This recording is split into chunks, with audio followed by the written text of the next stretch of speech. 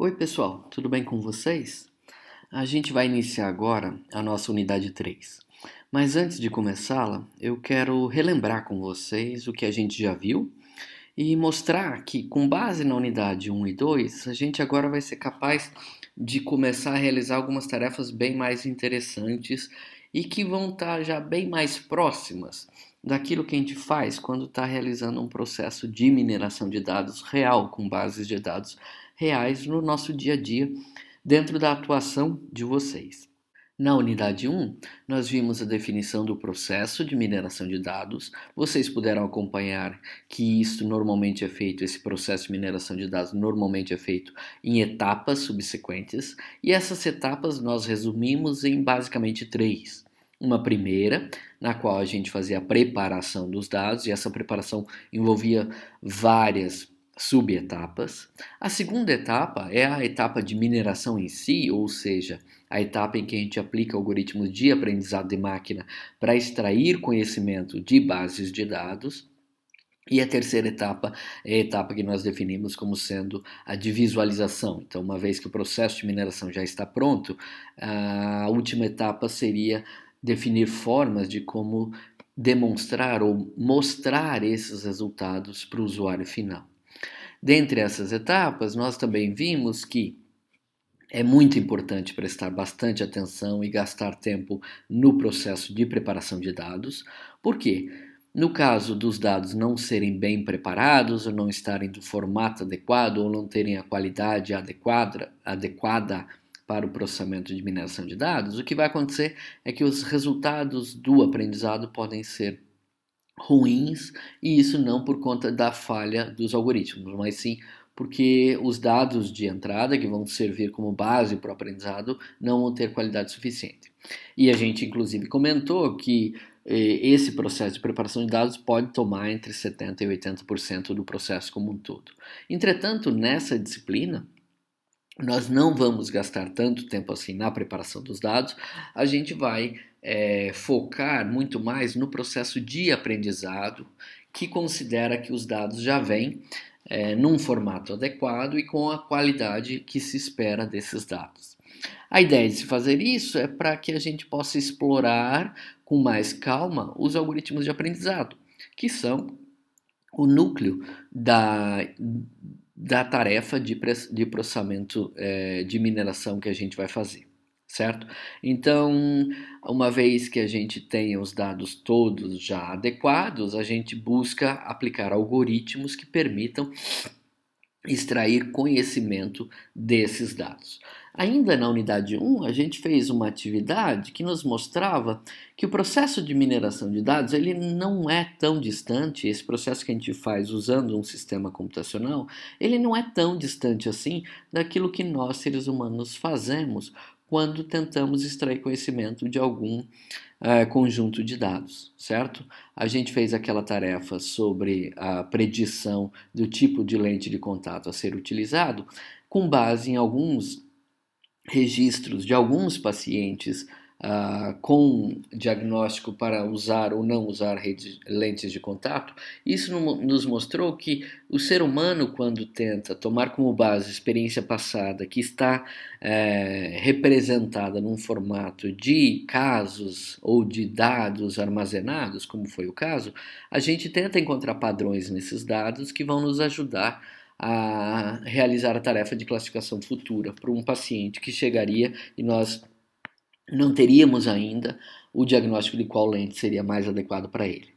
Perceba, entretanto, que mesmo tendo como base alguns casos de pacientes, aquela nossa tarefa da unidade 1 nos mostrou que para a gente ter uma certeza maior sobre qual lente de contato deveria ser diagnosticada, seria necessário muito mais do que aqueles poucos casos que nós analisamos.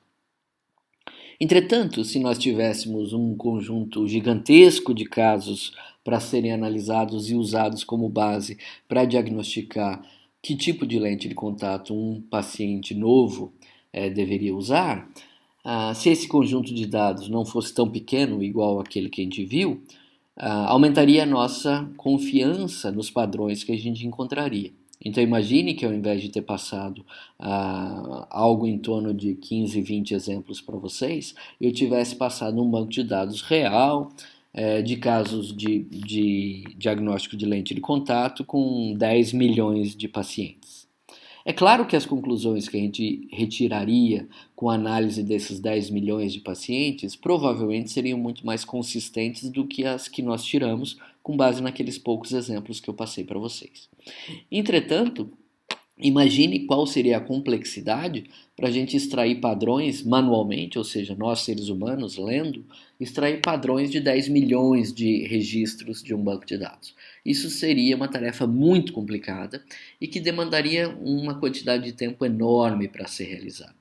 Então, o que a gente tenta fazer num processo de mineração de dados é automatizar essa ideia de, com base em casos ou dados de experiências passadas, conseguir extrair padrões que nos ajudem a resolver uma determinada tarefa para um caso futuro que a gente não conhece ainda o resultado.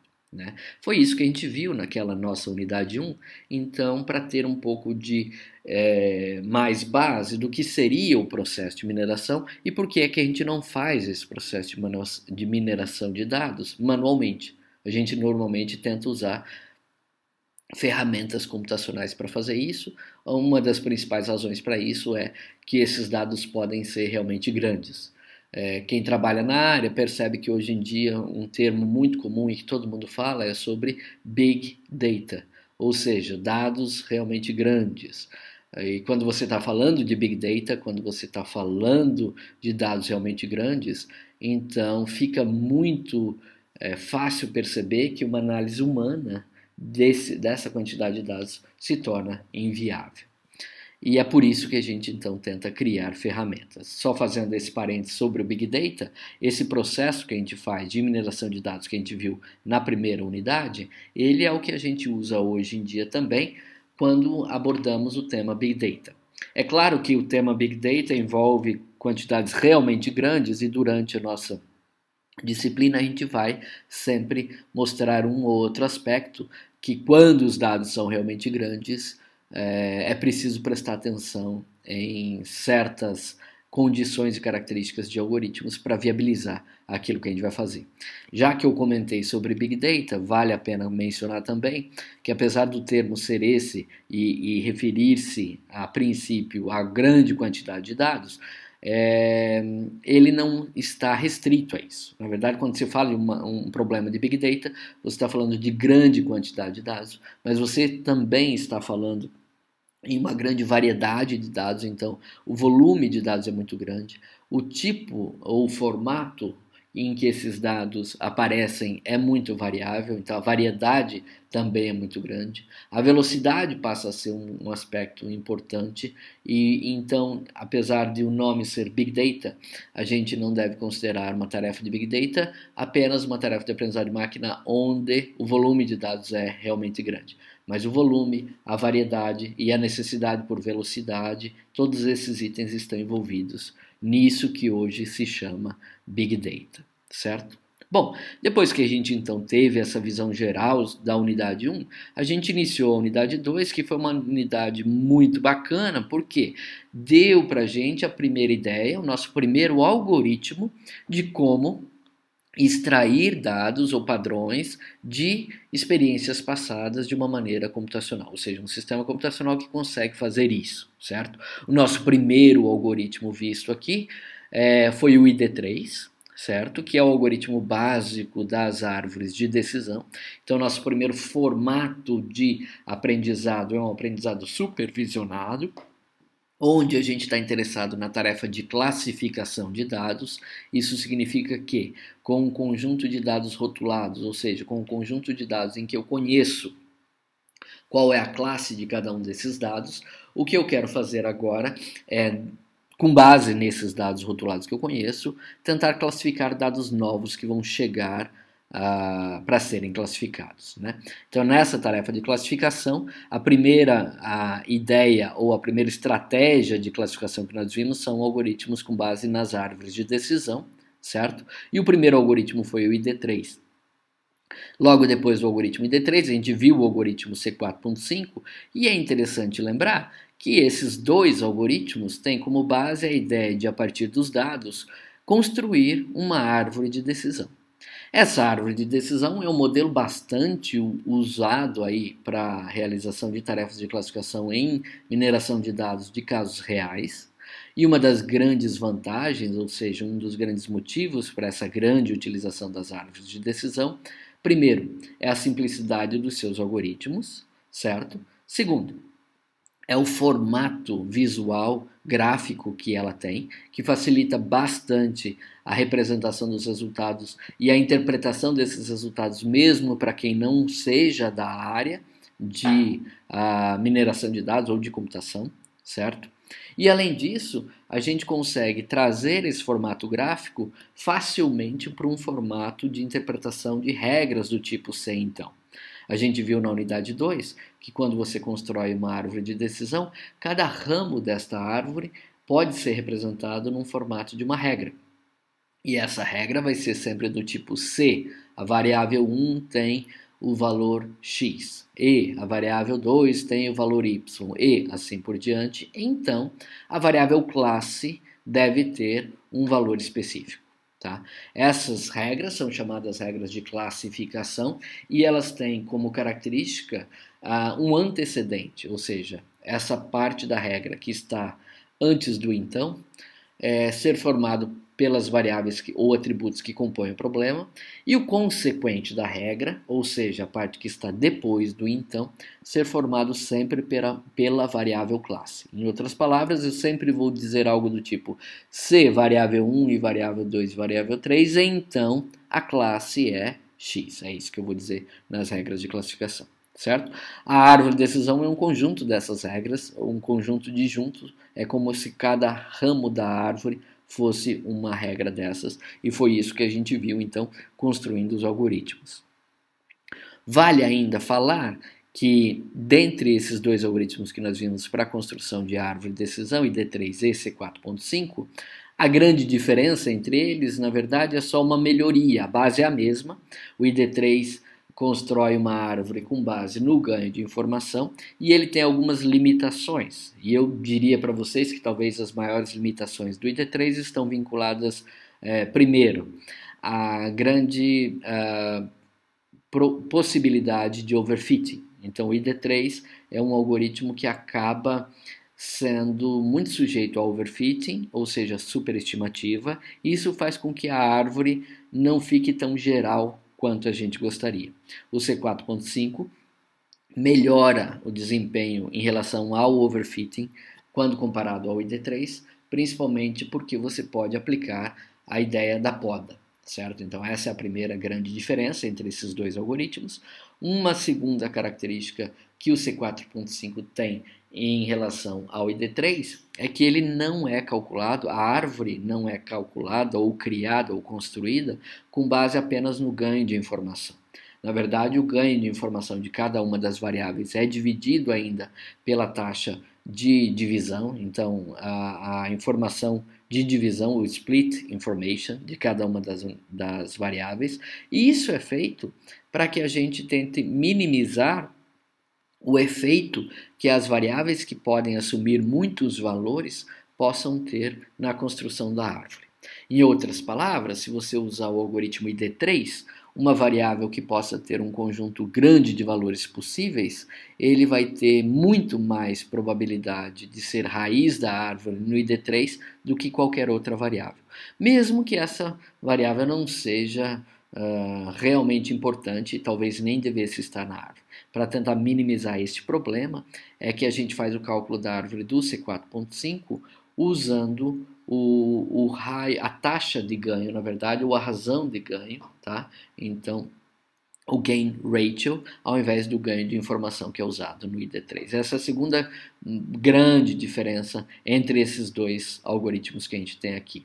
Uma outra diferença, e que a gente até nem abordou nos nossos exercícios, mas que é uma diferença também que vale a pena nos lembrarmos, é que o C4.5 ele permite que você trabalhe com variáveis que sejam numéricas, né? O ID3 ele exige que suas variáveis sejam nominais, então ele sempre faz o cálculo da entropia contando os valores possíveis. Se você tiver uma variável numérica contínua, uma variável contínua, o ID3 não vai conseguir fazer essa contagem.